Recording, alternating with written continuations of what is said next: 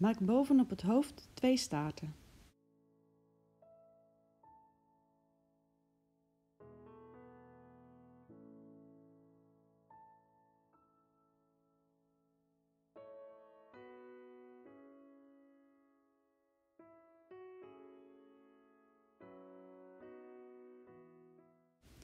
In de 2 staarten maak ik 2 knopen.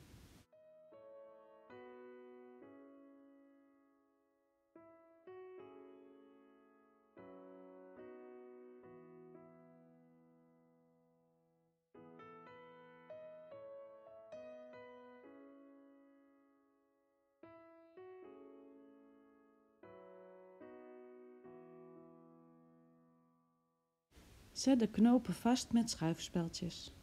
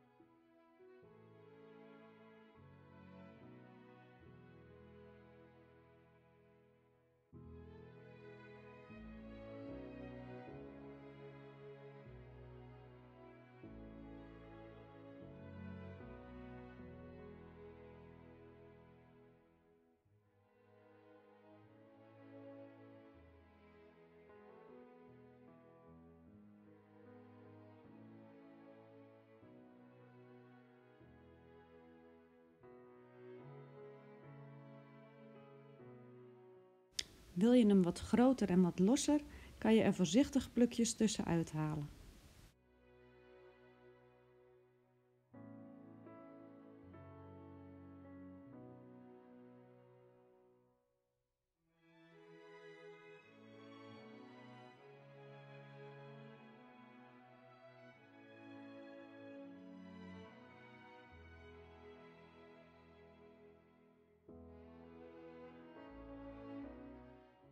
Vlecht de 2 staarten.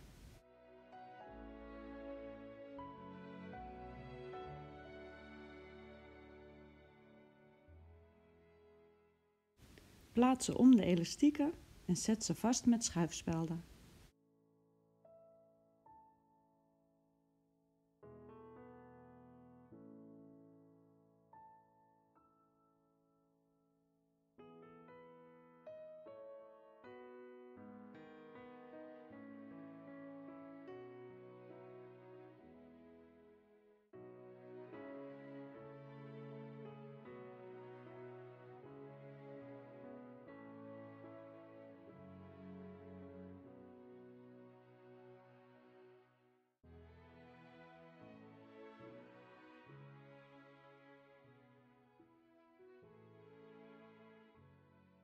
Wil je de knot groter, dan kan je de vlechten wat losser halen.